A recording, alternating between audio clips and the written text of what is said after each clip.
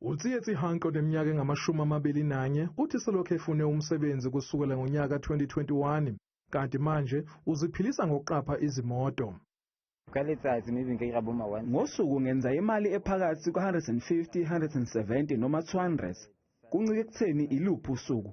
Mangihlanganisa cishe emasontweni amabili kuba u-2000 wamarandi. Uthi nakuba le mali ayitholayo incane kodwa uyakhona ukubhekana nezidingo zosuku. Ngiphila ngawo lo msebenzi ngoba ngisebenzi. Ngikhokhela i-rent, nginakekela ingane yami, ngithenge nokudla kwasendlini.